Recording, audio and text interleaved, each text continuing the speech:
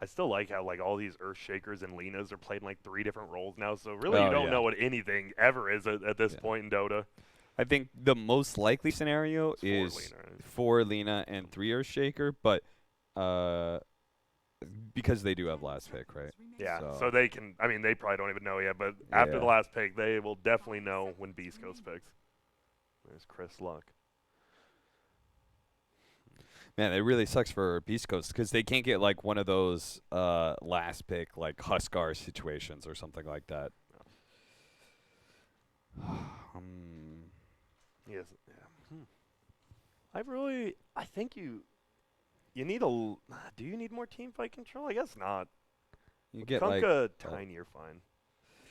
The Oracle really screws up a lot of ideas of like magic damage burst. Like you probably feel less good about something like a Leshrac or something. There's still Chaos Knight out there for Beast Coast in their safe lane. I like, nice call. I was just thinking like, and at the end of the, like in the middle of the game, once you get like either Satanic or S and Y, which I know Hector actually sometimes gets, you just interrupt the combo versus Shaker.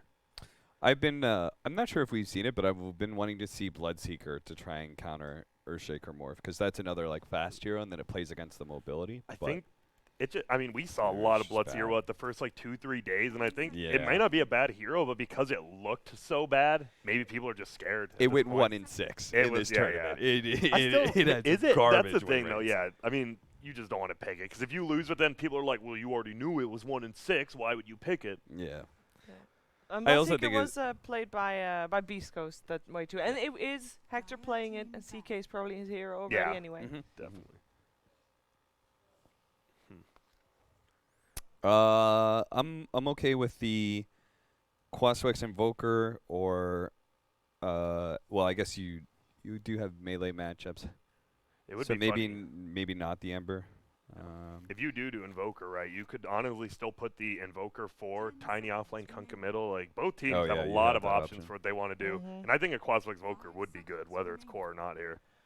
We haven't seen a support Invoker this tournament, right? I don't think so. I don't believe so, yeah. By the way, where's the Keeper of the Light? Yeah. Well, the previous series was they ignored as well. That hero's broken, but you know. Yeah, I mean, like, I guess for Beast Coast, it's like, well, we had to get AA. That's as simple as that, and I guess now IG, you want to get Oracle as well. Yeah, they're like, we need a save, I guess. Like, it was like a count. They, like, countered each other's heroes, and then there's no room for Coddle. True. Fair. Could still be a 4 Coddle, obviously. We've saw some teams run it for, like, IG, but I doubt it. Yeah. Not a fan? No, not a fan. I really like this OD ban, though, from Beast Coast, because Oracle OD is like a really potent combination. You would have a secondary save for the Morphling, and you have, you know, the AoE damage that OD does against the CK illusions, and the hammer is super good. Yeah, like, look at it. You have 3 strength melee heroes already. Whoa, that's Whisper's hero. Right? I think whenever they play Silencer, they put it off lane. I'm almost... Yeah, but... Let's see how smart I am. I mean, does that mean they're running... I think Tiny's 4. 4 Tiny? Or maybe it's still Descent, right? They could still look, because it could be middle Tiny or middle Kunkka. Well, I believe only Whisper and Stinger play the Silencer, and if there's an A in the pool, obviously Stinger's going to play it. Yes. Yeah, I would have liked something like Quap for IG now, but that changes... Yeah, like if you get silenced into a CK, yeah, that's... You need someone pretty damn tanky here, I feel. Yeah. But who is a hero like that? I don't think you definitely don't do the Ember yourself. Does that mean that you guys like the Silencer pickup? Like, you think it's a good round out of the draft? I want to see what the last pick is, and then, I don't know, I do like it because I know Whisper plays, and even at TI he played in, he looked good on, like, who could make an offlane hero that has 0 escape mechanisms work, and he somehow did. And you do need, like, an answer to the Earthshaker Morphling, and I think silences are not a bad idea for it. And it's also a good way to counter out the Oracle save, right? Because unless you're a god and you manage to read it coming, like, the only thing you can do as an Oracle is Q yourself, charge it up, and then as you get silence, it gets released. Whisper AA. Whisper AA. So I was right. I was like, I knew only Stinger and Whisper played the Silencer, so they do switch it up, though. That is a 4 Silencer and a 3 Ancient Apparition. No, I mean, no, it's a 5 silencer. Yeah, a 4 4 yeah, tiny. sorry. Wait, so who was the last person to play offlane 8? Was it Zaya TI? Have we seen it since then? I have not seen it since then. I think it's only been him. I like it. I think the Ags obviously is really good against the Oracle. It's like one of the few things that actually helps you versus him since it stays on longer. I'm just not like super convinced that It's weird. they're going to be able to put enough pressure on this Morphling paired up with an Oracle. But then again, Oracle's a very slow hero in lane. Yes. Because he doesn't feel that good level 1 or level 2 defensively. You want like level 3, level 4. That's when you start feeling really good. So maybe this spam is going to work. Him just chucking out the snowballs at Morphling, and then Schofield goes in for the kill eventually.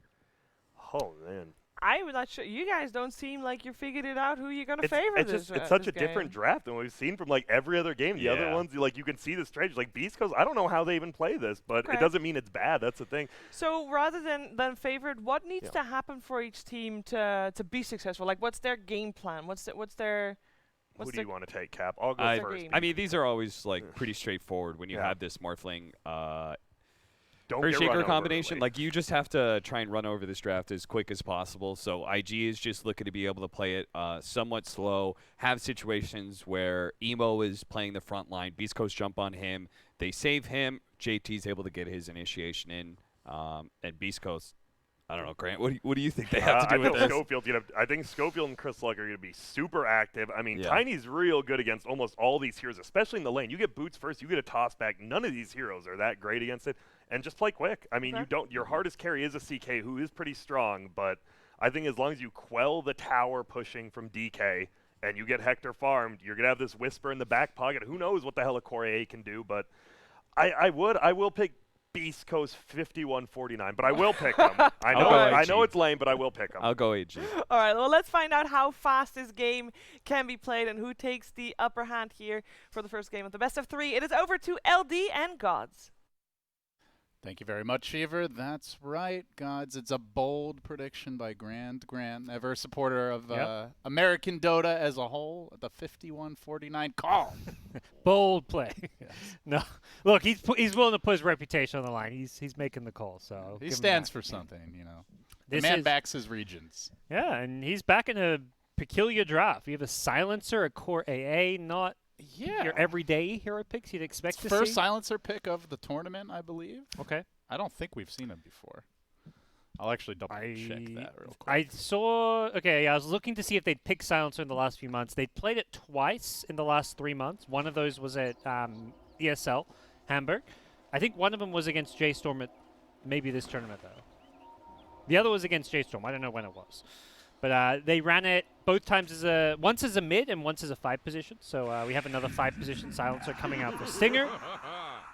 We'll see what he can do. As is usually the case with Beast Coast, priority number 1 is secure K1, a.k.a. Hector, all the farm in the world. They've got 3 heroes up top. This CK is, in some ways, the name of the game. Like, he's the guy they want to fall back on to carry the game, but to get there, they're going to need the playmakers to do their thing. The Tiny, the Kunkka, these guys need to have good games. Does feel a little different, though, right? Because even though, of course, they're going to prioritize getting that CK of Hector's farm, he's not like the ticking time bomb type of carry. He's a tempo carry who needs to get ahead and stay ahead.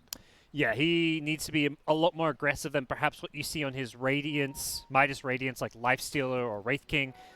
I expect to see something a bit more involved. He is still going to go Midas, I believe. The Midas queued up, so. Yeah, that doesn't change. Radiance Wraith King. Yep. Stranger things have probably happened. Sick play from Stinger. Comes in, stops the clarity. He's got the mangoes, I guess, at least. So he'll regen up the... Ooh, missed the fissure. I mean, a lot of this is just from Stinger messing with him. He ideally wanted to throw that fissure, block the wave, and still have the clarity regen. So he loses a decent chunk of mana, and this wave, he can't actually pull back to his tower. Really good play from Silencer. Yeah, with the glaives, you can harass this ES pretty hard. So they're going to bring in Kaka. They do have the chain stun combo. Fissure into a Light Strike Ray. Is it enough for a first blood? Squishy little Silencer. Oh, Magneto might be going down here, guys. He tries to get off the deny. Not going to happen. JT secures it. Ooh, that's rough. Oh, just when you start to feel like maybe he's making some big moves early, he gets punished. He salved too, right? I heard the salve. I heard a salve. Yeah, I assume that was him. A little choppy right now. So I think he was trying to get some salve regen to make it so that he could heal a tick and then deny himself to neutrals maybe. But not the ideal outcome that he was looking for. Really good call. As soon as Shaker doesn't pull the wave to tower, Kaka has to come and help out JT or JT won't have a game. Not only does he help him out, but he gets a first blood for the team. So really good stuff. And Flyfly is lasting just fine. He's got 9 last hits, 4 denies, free farming away for at least the first couple of minutes. Yeah, very different from the early pressure that we saw on Nico Baby, but that may change.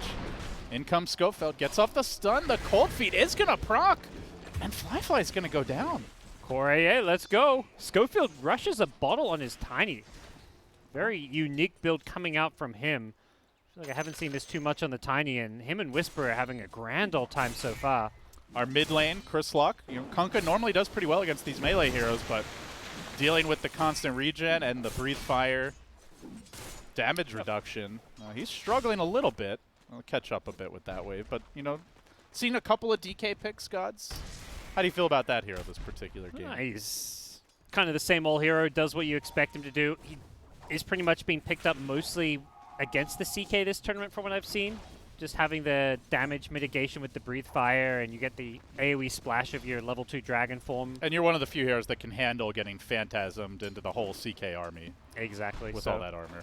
Yeah, good hero against the CK, but it's still DK. It's still kind of this slow hero. Yeah, he pressures towers with ultimate, but he doesn't really get that active. So I like the pick here, though. It seems like a good hero.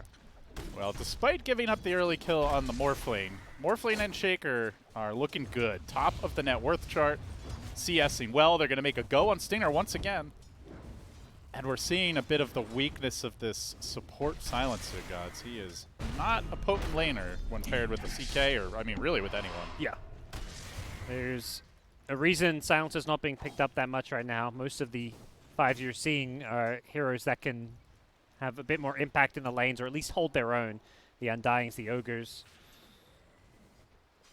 Not the case for poor old Silencer. So, I mean, obviously you don't really pick them for the lanes. Like, how do you see that pick factoring in later on? Is the global very impactful?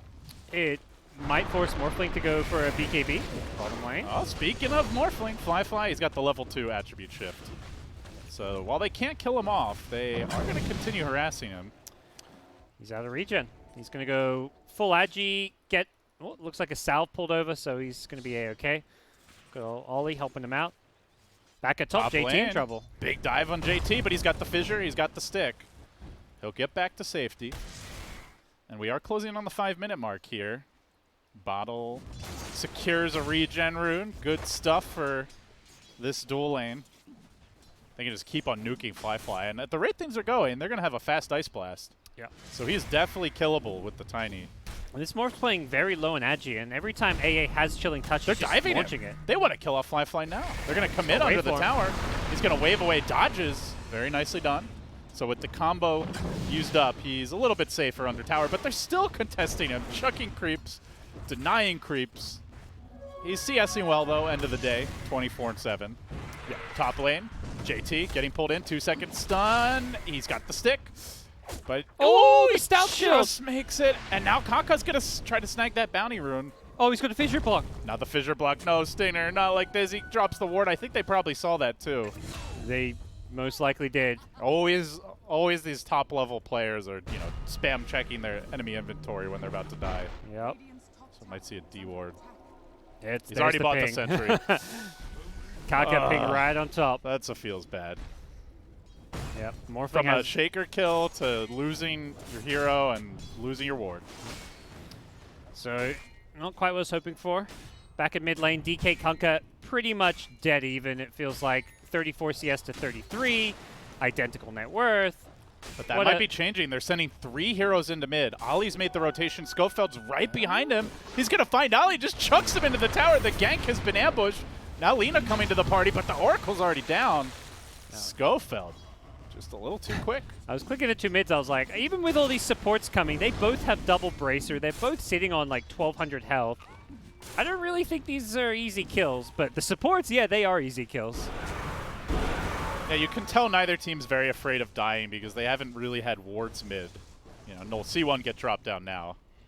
Yeah, immediate D-ward by Chris Luck there, as we'll see Lena probably head back, get the D-ward on that hill. So she went and dropped some wards. Stinger has his own sentry. They're going to move in. Looking to contest this stack. They have a fissure soon. Stinger's got to be careful. But Morphling continues to be pressured. They're going to chuck him back to the wave. They're closing in on the Ice Blast here, and then we might see a actual kill threat. Oh yeah, there's going to be probably an insta attempt to hit that Ice Blast. Try throw it from Fog and just hit him with a Chilling Touch at the same time. Chilling Touch does a lot of damage at this stage of the game. You know, we're talking about the AA versus the Morpholite. It's also good versus the DK and the Oracle. Top lane, they've gone on Stinger. Oh, but who's gone on whom? Backup's coming in. They've only got a level 1 X. Kaka with the boots.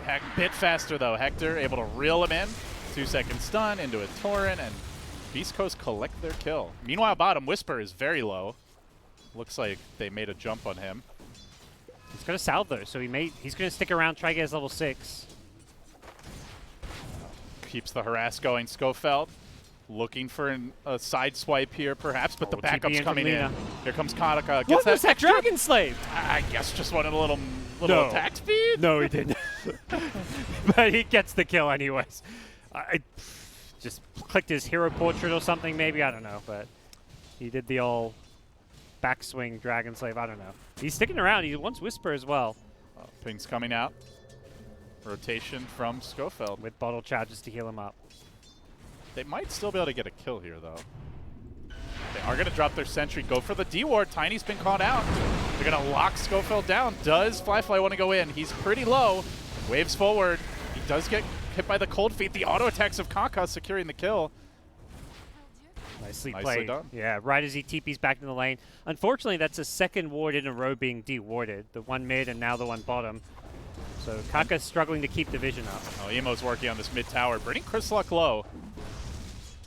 And Kunkka just not able to do much against the Dragon Knight. In fact, Kaka's here. Going on him. Kaka's in the area with the follow-up slave. Is it enough damage? Gonna tick low. Not able to kill him off. They even brought an Ollie. Now Emo forced back, but they won't be able to kill him. Could hit a shrine. No, actually, I think they've used both of theirs. So, what can they get done with the Ice Blast? It is online now. Yeah, if they'd had that just a tiny bit sooner down here, it would have been huge for them, but AA really needs a setup, which is why Tiny's coming back looking for that flank, but he's going to run to the Oracle. Oracle's done such a good job of constantly scouting out Schofield, who's playing in these trees. His positioning has been really on point. If he dies to an Ice Blast, that's okay. You're just trying to protect your Morphling here. That Morphling is a little low, but Flyfly playing very defensively. He's running all the way back to the tier 2. And in fact, sniffs out the gank correctly as 3 heroes have made the journey down. Echo Slam top. They're going to make a jump on Hector. He's been left alone, and Hector is mortal and will go down. Kakaslina has been so good this game. He's been on all 5 of these kills. He's been rotating all over the map. He's been helping out the Morphling farm, helping secure Shaker's lane. But it is still a Beast Coast lead. Ollie getting pursued here. Schofield giving him a little chuck. Another kill, and meanwhile mid. Ice Blast combining with Chris Luck. They got a much more important kill. Emo goes down, so make it 5-5. That's constant pressure, and right as the bounty spawn, it's a really nice kill to get. The DK doesn't have any good escapes to the Kunkka spells, and Kunkka, already level 11, had 3 points in X, so his 800 cast range initiation is just something the DK can't really play into. All it takes is one AATP in, and you've got an easy Ice Blast, Cold Feet setup because of the Kunkka. And they've got plenty of setup. Not just the Kunkka, also the CK, the Tiny. So Ice Blast will be a constant threat this game. There's so many lanes he can play in. Here comes the smoke. They have Elder Dragon form. They're going to swing around towards mid. Chris Luck posted up across the river. He's got infused raindrops as well, so they're throwing the Ice Blast mid. They want to try kill Flyfly. The boat's down for 10. This is your moment to try and make a kill. They're going to commit on Flyfly. They will get him, I believe. Can they punish? At least get the turnaround. Blocking down Chris Luck. He's so damn tanky, but with the full team in the mid lane, Chris Luck should eventually fall. They just barely finish him off. But that was an expensive gank. Whisper's farming bottom. He's got a Shadow Blade queued up. Yeah. Hector completed his Midas, so as it always seems to be the case, somehow he's just left alone. Yeah. Team makes space for him. Been seeing a lot of this AA with Void, but I feel like AA looks even better when you pair him with these low cooldown stuns, like the CK, the Tiny, and particularly the Kunkka, whose uptime on his spells is way higher than a Void. 60-second cooldown on this Ghost Ship now, and even without it, just X-Torrent is such a good setup for the Ice Blast that having AA be a core and get fast Ice Blast has been so impactful for Beast Coast. Another Ice Blast. This one heading towards top. Nice. Oh, he's low health? No. He's even if you don't kill him, you're forcing him back. Yeah. He doesn't feel comfortable. And Schofield maybe could kill him if he sticks around. Schofield running right by him. Just going to head away. JT wants to chase him. It's going to be a long chase. It's Enchant Totem. Bringing in reinforcements. They've got Echo Slam. I don't think they'll need it, though. Very likely not. And they will get the kill. So I suppose you could say space created, but it does feed his life away. Yeah, you got the DK coming in at least. Midas queued up for Emo's DK. Very different style of play from Emo. This guy's been flashing all over the mid lane, making all kinds of crazy aggressive plays. Polar opposite this game. His DK playing the greed game. Looking to go late game. How do you like that? You think it suits the game? Yeah, they've got a Morphling, he's probably looking around like, if I go for a fast, like, Drums or Blink Dagger, can we actually push towers or do anything? And I think the answer to that question is probably no. So getting a Midas and securing your late game when your hero is a pretty good counter pick to the CK, sounds all right. And also he knows that Hector, K1, is going for the Midas on CK, so you can get away with some greed when your opponents are doing the same thing. Problem is, K1 has been one of the fastest farmers in the game, so he's been so scouted down here. They have that Observer Ward, and with the Ice Blast coming through, a quick assassination ends the Kaka killing spree. The Tiny game is on point for Beast Coast. Just 4-3-1, constantly off the map, ganking, pressuring, giving this AA a free lane. This core AA is looking really nice. So we're going to see something a little different from Hector. Has a completed Sanj going into the Asha.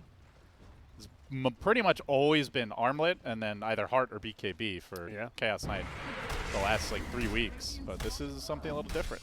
Just a tempo item, something that'll help him come online pretty fast. I think we'll see him try get a bit more active with this pickup.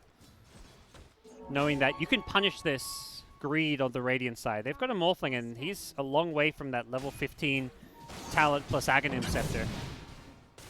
Speaking of something different, we're also going to see a Halberd on Chris Luck, which we do see on Kunkka, but normally not as your first item.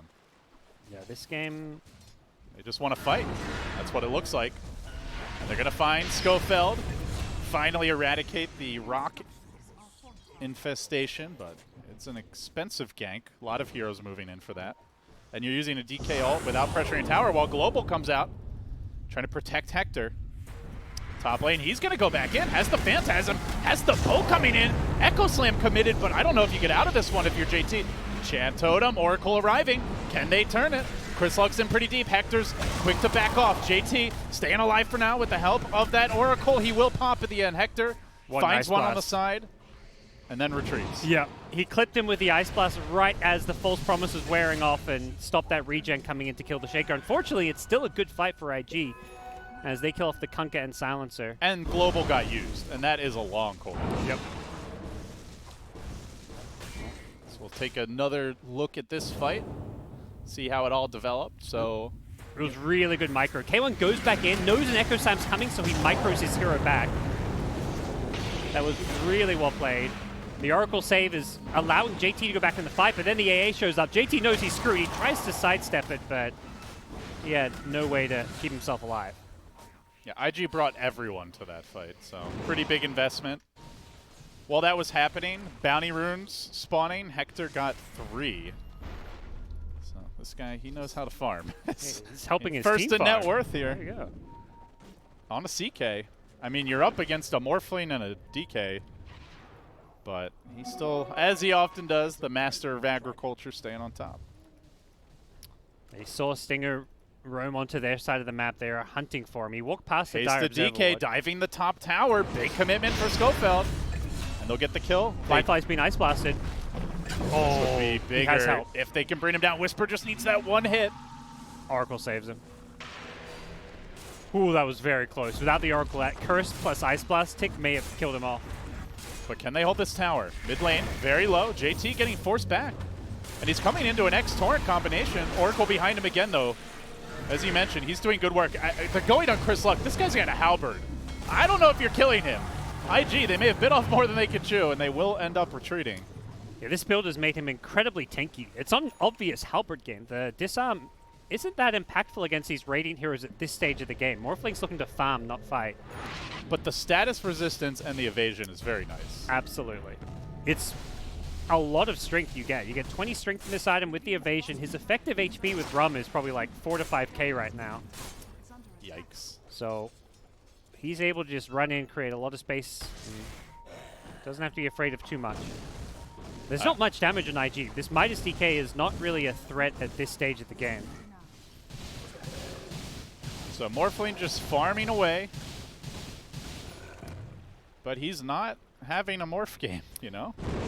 Oh, just you wait, LD. That Ag's coming. He's got it queued up. He switched over from the Yasha to straight into the Ags. Okay. But the key thing is you just want to time this Ags around your level 15. So he'll probably be completing it level 14 or 15. They see him mid. They've got a blink on Schofield. They could go with the Ice Blast. Fly in danger here. He doesn't know it. That's the blink debut. That's a dead Morphling. And that's going to likely be a tier 1 top as well. Beast Coast in position. They've got a global ready, and they want to keep the pressure up. This Observer Ward scouting out Ollie. Man, they are making such good use of the Ice Blast, and he's about to complete an Aghanim Scepter, gods. Oh boy. That's scary. I mean, I don't know if Morph's going to have a game until he gets a BKB. They found Schofield, though, at the Shrine. Nice little pick off here. They've got to play around their vision. They can't let this Ice Blast get thrown for kill after kill. But like you said, it's all low cooldown spells, so it's very tough to prevent. They'll be constantly looking to hunt, getting down deep observer wards. For IG, your priority needs to be trying to clear out as much of this dire vision as possible, because that's how you prevent these Ice Blast kills from happening. But before that, they want to go for a smoke. They're looking to do some hunting of their own. Scan. Spidey senses are a-tingling for the Beast Coast. They do miss on that scan, though. As Schofield blinks in, he's likely to be the one to break it. May cost him his life. Ollie scouts him out. Immediately tries to initiate. JT there with the blink, with the follow-up stun, with the kill. They blow him up, but it's only a 4 position. Yep. All the while, Hector's farming away. BKB nearly complete. Ollie sees the Tiny and insta panic mode. Fates Edicts himself, block the magic damage, but Tiny's blink was on cooldown. Not that he had any idea of that. Top lane.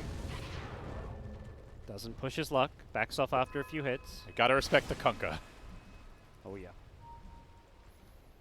Kaka already with a 4-staff, not your everyday first item on Alina, but the repositioning against things like AA can be really good because they're always going to be looking to stun set up for the AA Ice Blast, so a 4-staff could prevent the Ice Blast from landing. Speaking of not your everyday items, we've got a Dagon 5 queued up on Whisper, but before we get to that, a gank onto Emo. Exim into the Torrent, into the boat. They are bringing in the Oracle here. Global comes through. He can do nothing, and now Beast Coast on the chase. They've got a ward. They scout him out. He tries to run. He tries to hide. He'll delay the inevitable, but he is going down sooner or later. And while that's happening, they've also made a jump on Schofield. Another death for him in the bottom lane. He's living? Okay. 2 for 1. He actually survived the false promise with all that healing. This guy's an Oracle player. He had the Urn and the Salve. He's always got a Salve in his inventory for that extra healing. But it's Beast Coast who come out with pickoffs in a really nice part of the map because they can instantly go into this tier 2 tower. Very aggressive play by them. Hector definitely adjusting on the CK, getting involved a lot more early than we would see on his Wraith King or some of his greedier carries. Morphling is there. Aghanims and just about to hit level 15.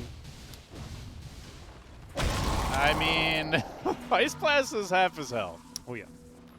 These halberds are going to be really annoying for him too. The disarm, when he goes flying in, is going to stop him from getting those big totem hits off. Also, the evasion, you know, for the other auto attacks will be a bit of a nuisance. Like, maybe he gets them low, but can he finish them without that secondary totem? We'll see. Beast Coast are definitely feeling good right now. Up 6K, but it's not that total runaway success that we saw in the previous series where the Morph Shaker, Nico Baby, I think they were down like 15K almost at this point. And they were getting nothing on the map. They were just like trapped in their base, slowly being starved out. IG, it feels like, are progressing. Here DK comes an is Ice farming Blast. well. Here comes a Tiny. Here comes a Chris Lock. It's Emo they find. Not really the hero you want to start the fight. Yeah, he's baiting. He's got Oracle behind him. Even without a BKB, he's a good hero to plop in front to try set something up. They're going to smoke. Head straight away. Both teams smoking, actually narrowly missing each other, but Kaka about to run into Schofield here. He's going to break it. He jumps in with the Avalanche, gets a decent initiation to allow his Chris Luck to retreat to safety, but it will cost them Schofield again. That's like 4 deaths in a row for him. Does secure the bottom farm. Here come TPs, though. They want to keep on fighting. Stinger's trying to hide. Oh, sneaky Morph Shaker ready to go. Sneaky boy. He's got a global. Oh, they see him. They drop the sentry. Oh, hey, how you doing, Stinger? Meanwhile, on the back line, Fly, he's gone in. No. And when he's in Shaker form, he is not really scared at all about that Ancient Apparition. The Ice Blast is no longer quite the counter it was earlier against this Shaker, against the Morphling. It's still good, but it's not a hard counter by any means. It goes back to Morphling form, and man, he's squishy. You gotta be a little bit careful. Yeah, you can see he's rushing the BKB, so I think respecting that combo. Also, pretty essential versus Silencer. Silencer, Tiny, Kunkka. Can't count on the Oracle save. Yep. Multiple BKBs queued up here. JT's going for one as well. Emo's got his, so triple BKB on the horizon for IG. Yeah, not every team fight is going to start with a Silencer pickoff like we just had there. I think they recognize Stinger's going to be positioning more defensively in some of these upcoming ones. They're going to smoke again. I think they have scouted Ollie around the corner. Yeah. Beast Coast feeling like they need to make moves, not just going to be able to AFK farm to victory with Hector, and they will find one. Can they get more? Kaka with the 4-staff retreat, but Schofield on the chase. He's so slow. TPing now. They've got an X. Torrent. Reel him in and smack him down. Hector will take that too. No creep wave though, so 40 seconds without Lina. They might be able to go for a tier 2 tower or possibly a Roshan. They've got Ice Blast. They see the Morphling mid. Chris Luck. Can he get in range? Doesn't look like it. So nice couple kills from IG, but it doesn't lead them into a better position right away. They'd love to get some more deep wards down because Radiant's done a good job of taking out a lot of that Beast Coast vision. Is Morphling king if this goes long enough, Gods? You know, I know you were saying he's not this unbeatable hero, but does there come a point in this draft where he can just take over? This draft, I like IG's draft around the Shaker Morph a lot more than the game earlier. I feel like, Fly. Oh, got him. Well, that combo. They're doing a great job hunting it. That dire ward, like what's that ward doing here? You don't normally see a ward at that part of the map, but it's led to a key kill. They're trying to go high ground. Beast Coast, they've got Phantasm. They've got a BKB and a Reaver up 3,500 health on this CK. Emo tries to run in. He wants to take the fight. The Global gets deployed, though, and they're going to force Emo back. His BKB is ready. In comes JT with the BKB Echo Slam debut. Quick assassination. They don't have the Morphling, but they're fighting on without it. Hector, he's strong, but can he get quick kills? The follow-up is there. Schofield comes in jamming, and they force out another buyback. Stinger, though, he's been caught out. He will go down as well, so it ends up being a 2-for-2 with a double buyback. The Morphling buys back, actually a 2-for-3 with that. He was about to respawn, and he bought back. I think he bought back because he knew Shaker was dying and wanted to be able to morph into him, but he didn't even get a chance to do so.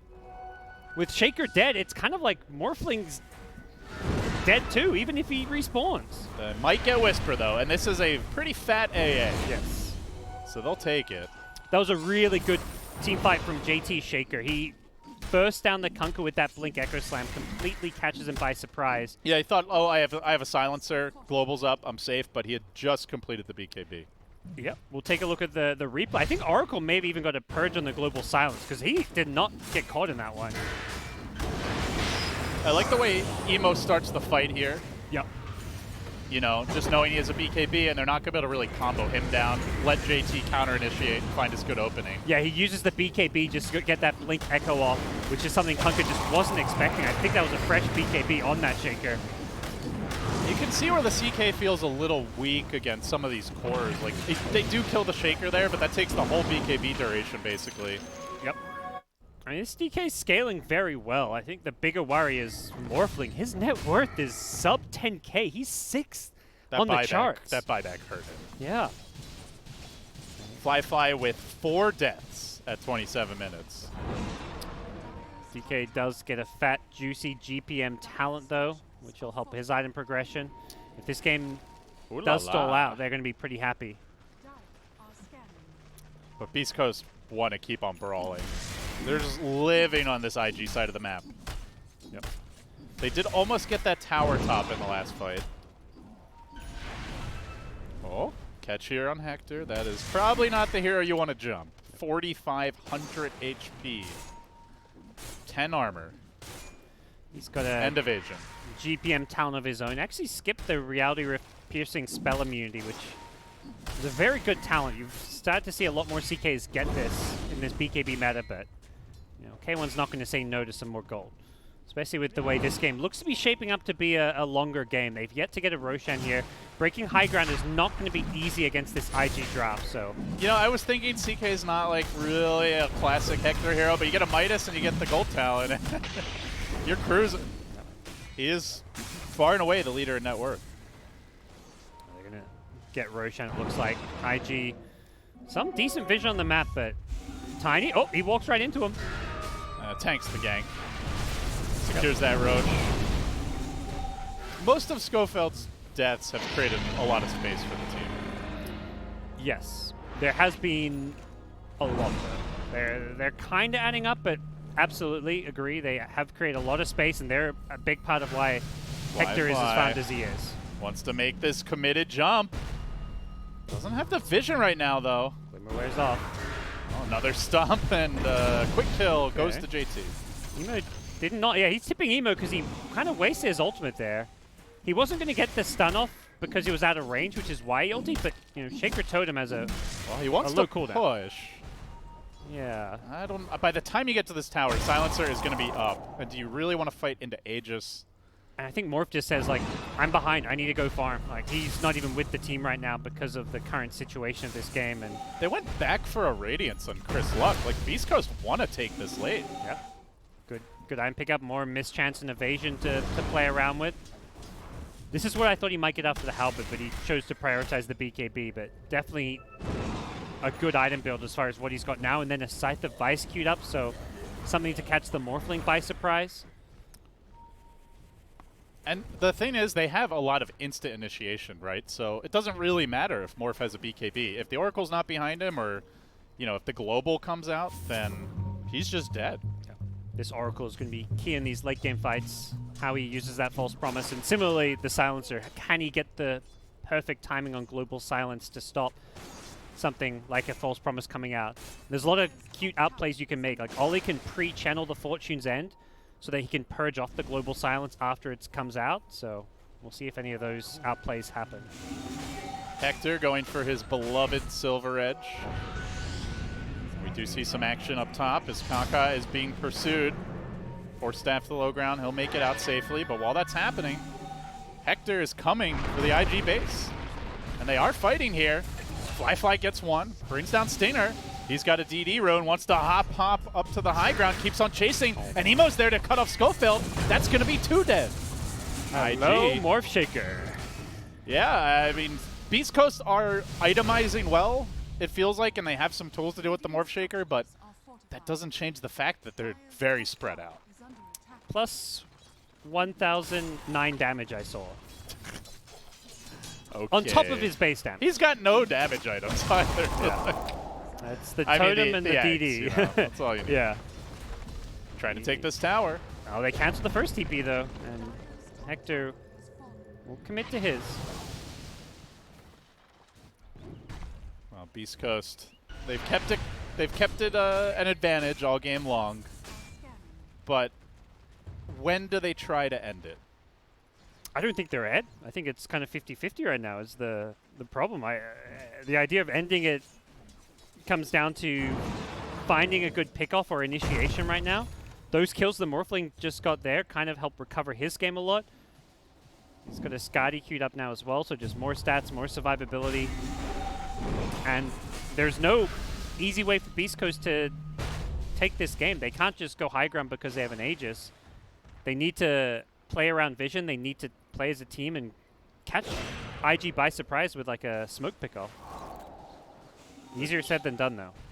Well, maybe the pickoff item will be this Silver Edge. He's pretty much got the Shadow Blade if he wants to complete it. Yep. We'll be playing without buyback, though.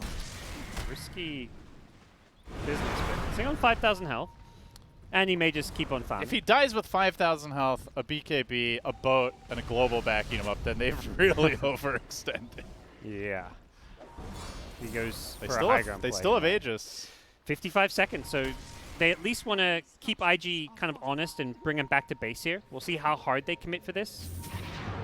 And they can use the X to reel Hector back in. No Yule Scepter here. So he'll bring down the tower, and they pull him back, but he wants to go back in. He's going to pull an emo. Quick stun. The Silver Ice Edge. Blast coming through. Gets off the debuff. The Echo was on the backlines. Hit too, but the global to counter. BKBs were popped before this global, so they can't use a Dragon Tail. They've got to back away. And in the backlines, Hector charging in. Who's he going to go on here? He hasn't cut anyone off yet. Oh, he just shreds Kaka. This might open the path to the racks. Does he stick around? Does he keep on fighting? Morphling BKB wearing off. All BKBs about to be down. Can they deal with the CK army? They're going to jump in, but he jumps away. He quickly brings down that Dragon Knight. Beast Coast slamming, and IG unable to fight. Well, IG kind of overcommitted and wasted their BKBs a bit there. K1 on the front line is just not afraid of anything now that he's got this Silver Edge. He is just so tanky, so hard to deal with. And You pick Morph Shaker, but we've got a plan. Beast Coast looking good here and looking for a second lane of racks. Tier 3 will fall. They try to fight on, but that Lina gets pulled back in. She tries to run. X is there. Hector out of mana. Completely pinned in, but Force Staff gets him back to safety. Yep. And they'll be content with their one lane, as well as a Tier 3 mid. Shaker. They had to buy back on DK there as well. Oh yeah, that's expensive. Okay, so DK bought back, Lina bought back. And the net worth is getting out of hand. Yeah, Shaker had an opportunity just to fissure block the high ground there, but chose to let CK come onto the high ground and wreak havoc. I think just delaying the game there with 50 seconds left on Aegis. You pop a fissure, you block the high ground, maybe Morph throws a second one. You can just stall out that Aegis without having a fight. At worst, you lose maybe a tier 3 tower before Aegis is gone. He's almost got a Skadi. He is insanely farmed. Is there any hero this guy can't farm on? Don't know, I would love to see it, but I think he could make anybody look like a carry with how he plays. See some, you know, carry techies or something. He's got a deep DPS talent at level 25. Okay. You know, that's.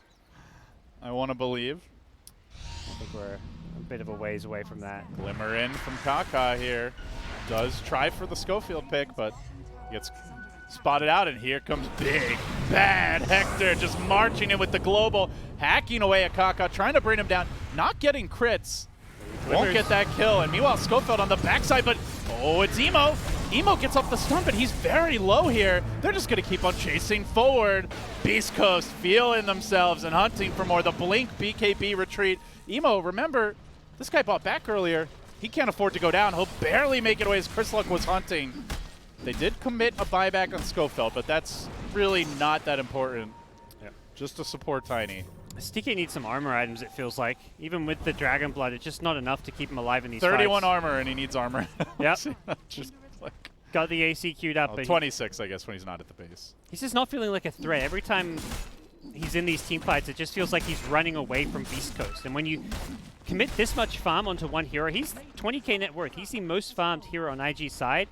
And he's not really attacking in these fights. He's attacking once to like apply the slow, and then he's running the hell away from Kunkka CK because they are just so much scarier than him. Beast Coast marching up to the high ground. whacking away at buildings, leading with Hector. They're going to stun him up once. Morphling Lincolns gets broken, though. Now in Shaker form, but buildings are melting while he's playing around. They have no global for 50. They don't have an Aegis, and they're still just fearlessly shoving into high ground. From the side is JT.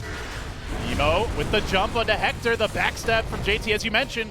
Fissures everywhere, but is the follow-up there? They can't even kill off Stinger. He's forced back twice. He glimmers away to safety. Chris Luck, as well as Hector, just standing in the front lines, turning back for JT. Hex comes through as he tries to get off the enchant. He's locked down. He's dead for 7. He's got buyback, but what good's it gonna do on the run? This Morphling, it's music to the ears of Morph Shaker haters everywhere as he runs like a coward, and like a coward he will die. Triple tip, quadruple tip, instantly on death. He's dead for 2 minutes without buyback. And that's going to be game. There's nothing they can do now. They were all in on this Morph Shaker. And Morph Shaker has been thoroughly solved here today. 0 for 2 on the first day of in front of the live audience. Yeah, very different ways of dealing with it, but same result. Beast Coast slamming down the bottom lane. Look headed to an 1-0 advantage in the best of 3. IG will not call it yet. They're looking for that one last JT slam perhaps, but there's just too much health and survivability on this Dire side. They're going to make their committed jump here onto Schofield. He's died a lot. He'll die again. No Tiny for a long, long time, but 5,700 HP on Hector. He'll just BKB, TP away. So too will Chris Luck. Get me out of here, boys. Stinger's out. They all escape. God damn, Beast Coast. That's some discipline. They're just like, look, they killed out Tiny, Schofield.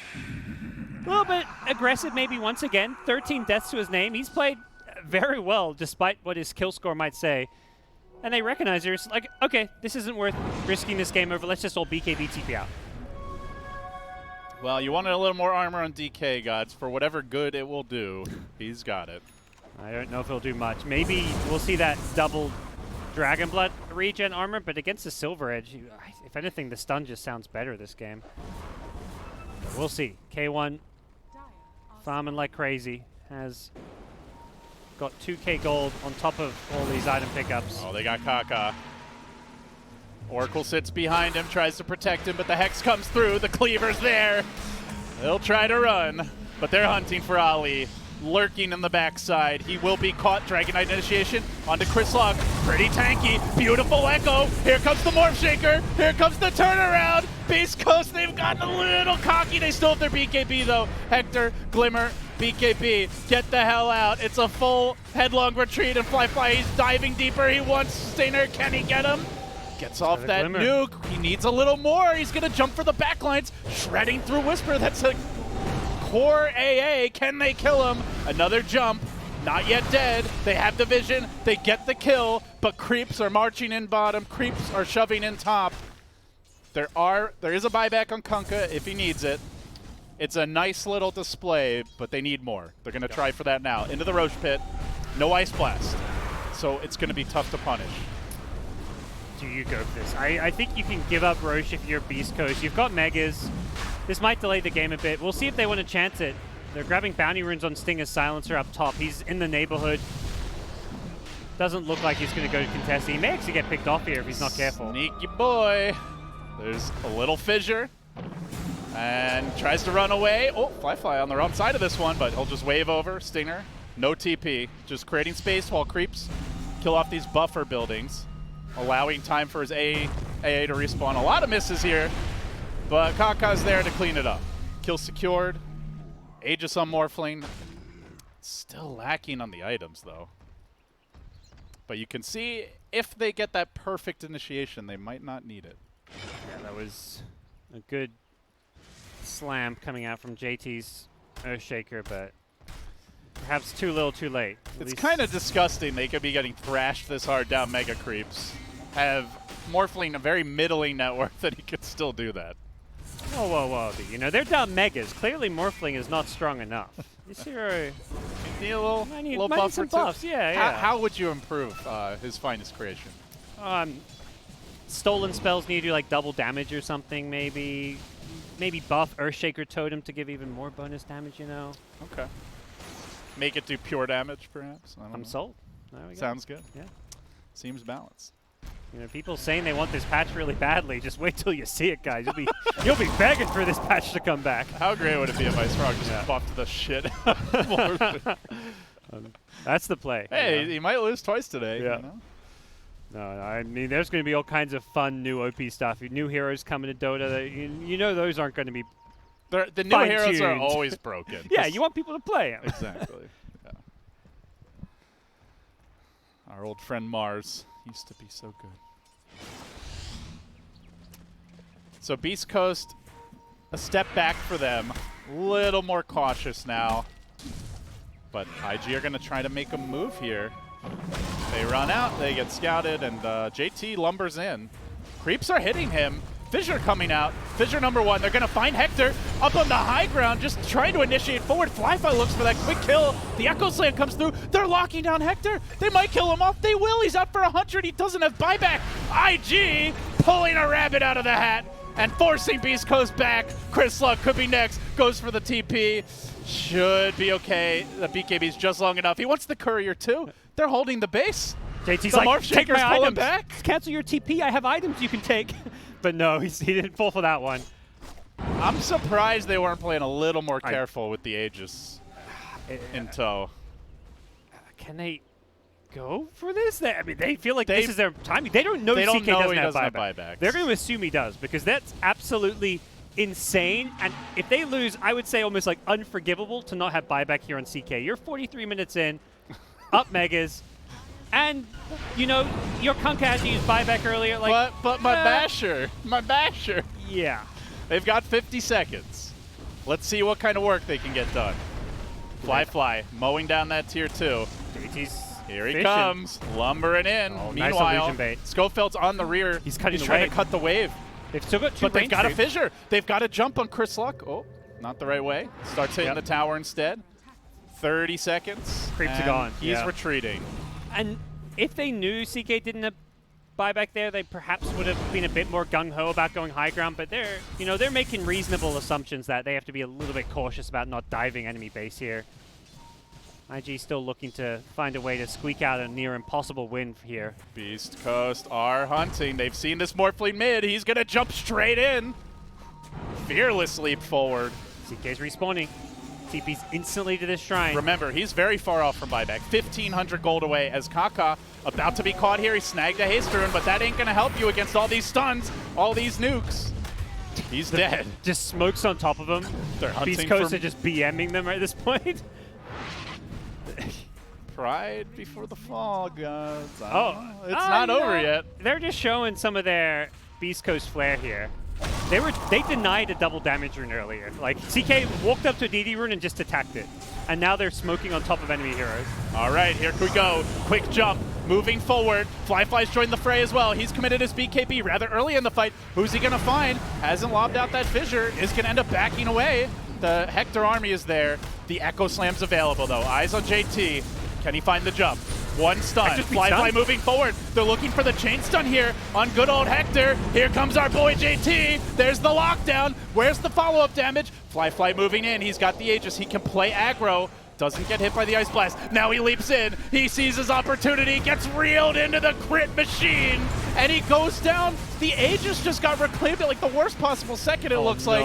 IG falling apart. They've got the buybacks, though. Man, that was like a split second. They just couldn't quite chain stun the CK under their tier 4s as well.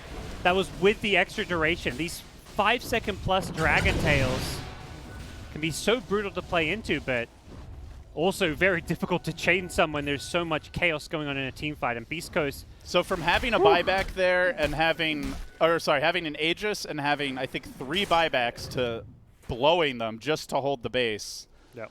Ball is back in Beast Coast's court. Absolutely. And Hector should have buyback. No, he's got his Abyssal. He's a little short. Fine Abyssal, you know.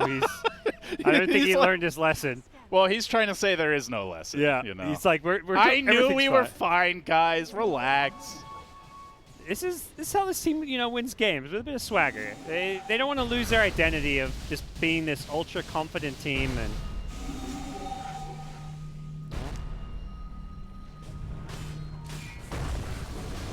This Morphling is so poor with all these buybacks, man. Like, imagine if he had another tier 4 item right now. Yeah, he has 3 items at 46 minutes in the game, and it's been a rough one. The AA is still almost with him. He's like a couple thousand gold down, despite, you know, barely farming the last 20 minutes.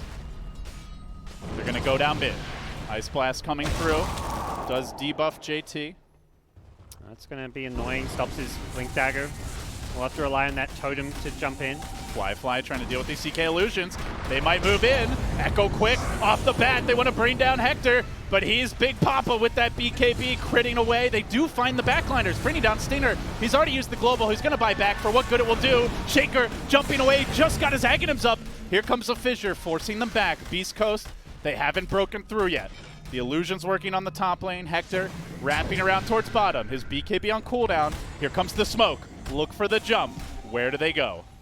Coming in first is Emo. Leap forward by JT. They converge back on Crystallook. A nice 2-hero Fissure. Now the Shaker initiation. Fly getting involved, but Hector just standing strong. They don't have the damage to deal with this CK, and boy, do his illusions have the damage to deal with this DK. Emo is going to be feeling that way as he's back to the well. Dead for 2 minutes. No buyback. Hop away, little man. Hop away. Fissure, stun, do what you can, but it's just not enough. The decapitation and a KO as IG once again, Morph Shaker falling short at Beast Coast. A little clowny, but they're going to take that 1-0. Very solid game, and despite a different hero for K1 than what we've seen a bit of, you know, it's still the same old K1. This guy farms insanely fast. He is the fastest farming carry in this tournament, and his team knows how to set him up for success. It worked here. It worked once again. It did require a lot of team effort, and the AA pick, we've seen it have a lot of success today. This is just such a beastly hero, and great to see it in the core role. It just set up so many kills around the map with the Tiny. Morphling is mortal. Yeah. Morph Shaker is mortal. Yep. And Beast Coast are looking good, Shiver. What do you think? Looking pretty good indeed, or maybe even Morphling Shaker just looks bad. Although there were some glimmers of hope there during that game, but that was that was dominant. We said that Beast Coast should play fast, exert dominance. It's exactly what they did in the game, and here to talk to you about that as well, it's Cap and Grant. Gentlemen, that game was, well, it was one-sided. Yeah. Let's start with that. It was about 95-5 Beast, because obviously that one fight where the Earthshaker Morphling, but we don't have to talk about that, laning phase, it just went well. Yeah. It really went well for Beast Coast, and, you know, even though Schofield was feeding a lot of kills, he was just making the space for him, and that's all he really had to do. He also set up a ton of kills, right? It was the tiny AA, I would say, won him that game. Because all they did, right, you just stun toss, AA blast, you instantly get a kill. So when you have not 2 supports, because obviously Whisper played AA, but that 2-man combo killed Morphling 4 times before 30 minutes, or 3 or 4 times. It was amazing. Yeah, he just kept, well, like, Fly just kept on dying. I have to say, like, every single time IG is playing one of these harder carry strats around Fly, it just never looks that good. That being said, Beast Coast, you know, they did identify like a really good strategy to be able to deal with it. Yeah. I think the Chaos Knight pick was really solid. I think this Ancient Apparition 3 is a cool idea that is probably only works for specifically against this strategy. He even itemized correctly for it too. Whisper rushed the Aghanim Scepter, which is how you counter the Oracle, because you need the Ice Blast to last long enough to actually get that shatter effect against the Oracle save.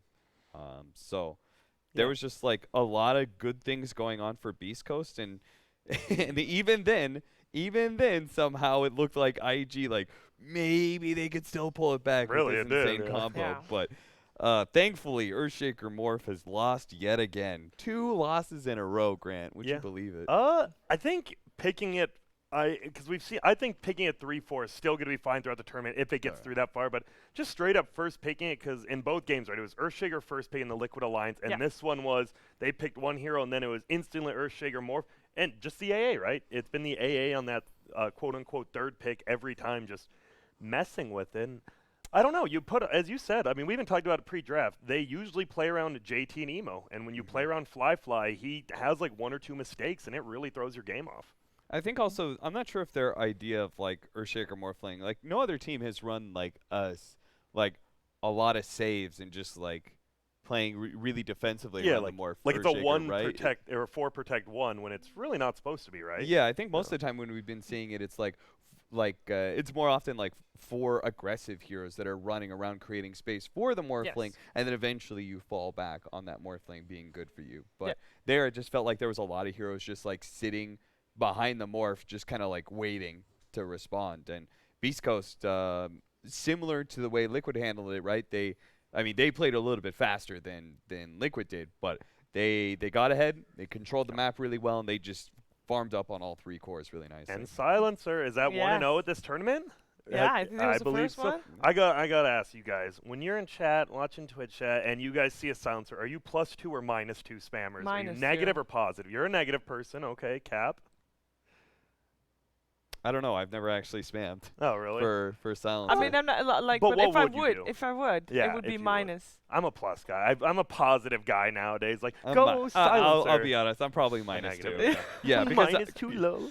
Because I know, because I know the feeling of that negative intelligence, you know? Because it's usually a 5 position. It's usually the and support. so usually it's the offlane and the 4 position, the 2 roles that I play the most, that you're, like, losing that intelligence to him. I thought you meant that because you were sitting next to me. I'm like, I don't give you that much negative IQ, but come on. +2, +2. And, yeah, Hector, I mean, the caster said it, and we're going to harp on it every time they play game. Hector is the, like, I'll say it. I think he might just be the best farmer in the world, even on with the Anna's up there. I think it would be Anna and Hector if it is those two. Hector's patterns are better. Anna kind of knows the fights, but I don't know. It's just crazy how much he does. It's a CK. It's a single target hero. Obviously, he did get the Midas. You don't see it there. He sold it, but. He farms, he TPs the farm, and he even showed up to fights this game. Even some of the early fights, he was there. So, but I think that's the most important thing, though, because he knows exactly when to fight. He knows exactly how to min-max his time between being with his team and being there for the fights and being in the jungle or anywhere where there's creeps to hit. And then obviously having the patterns and all that is great too. It feels like most of the time, like, Hector's only showing up to good fights. Yes. You know, he's only showing up to fights where he's going to collect kills and he's going to live through. And he's not one of those carries that shows up and like, oh, this is a terrible fight. And I'm then up. Yeah. Maybe you die. Maybe you just get low and have to back up, or you're in like the wrong side of the map to be able to farm and stuff like that. All that sort of thing can just kill a carry's momentum into the game. But Hector just, you know, he only shows up when it's going to be good for him. And as a result, he's very often able to carry Beast Coast. And we saw the items before. Whisper, Schofield, Stinger, all with 4 staffs. It's great. Yeah. Just 4, and I know at least 1 glimmer on Stinger, but that's one way to deal with these perma-stuns. You might get stunned on the ground, but we saw double forces out of the base. It just completely saves you. It was just great itemization all the way around. Yeah, they kited the hell out of IG in so many fights. And even the 10-second BKVs, they just kited them fully. It was nuts. And Fly seemed like flustered in some of the fights where he just like he'd pop BKB and then he's just not sure who to target. People are getting defensively force-staffed all over the place. He's not sure where to chase after. And he really goes to show, like, if you miss your enchant totem jump on the Morphling, like a lot of your impact in the team fight is going to be off. Yeah, and even a few fights, it was just global silence. Like, the Oracle didn't get the pre... I mean, that's real hard to do. I'm not blaming the Oracle on, pre-cast your Q on yourself, then ulti that. Yeah. That's way too hard to do, especially if Morphling jumps in. You don't just want to commit a global, because what if they do just force that out and stuff? Like, it was real tough to play then. I said 51-49 Beast Coast, and I think I would still go with that, even after seeing the game in hindsight. I do think Beast Coast had a little better draft, but all it would take was one more fight at the end of that game, honestly. It CK, no so buyback. Scary. Like, it is still one of the better late-game combos. It's hard to play against.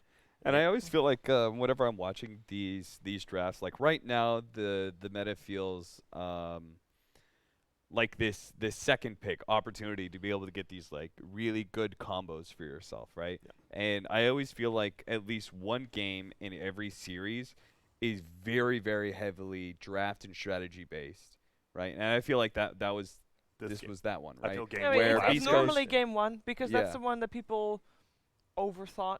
You know? Yeah, they also think that they're going into it with a game plan of like, how do we beat this strategy, right? How do we beat Earthshaker Morphling? Well, let's we've give seen it twice now. Earthshaker Morphling And so for me, it's like I'm still not sure like how good IG is going to be against Beast Coast and vice versa.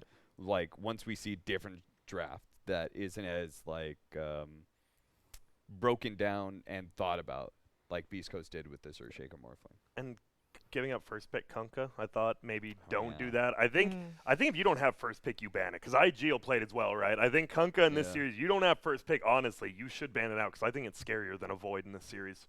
But this time around, they will have first pick. We so assume. it'll be on Beast Coast, we assume, to ban away the Kunkka, and we'll see what their thoughts on it are, right? If they do think it's a strong hero. And in which case, like, it also gives them like a strategic edge, knowing we know exactly what IG is going to pick, right? If we leave that Kunkka out there, and they take it, I'm not sure how many other heroes like IG would be willing to take over that over Kunkka, but because they'll second pick it. If you don't take it first, they will just take it. Yeah. So then Beast Coast will have an opener planned to go against Kunkka. I don't know though. JT's Kunkka looks very scary. It does. That's the thing. If it's first pick, you probably take it. And that's why, I think it will be interesting to see who is first second pick. We assume they take the first pick, but maybe IG has a different thought on it. It could be. EG has certainly thrown us for a loop in that a couple times. They have. They're taking that. Okay, they didn't. Yeah.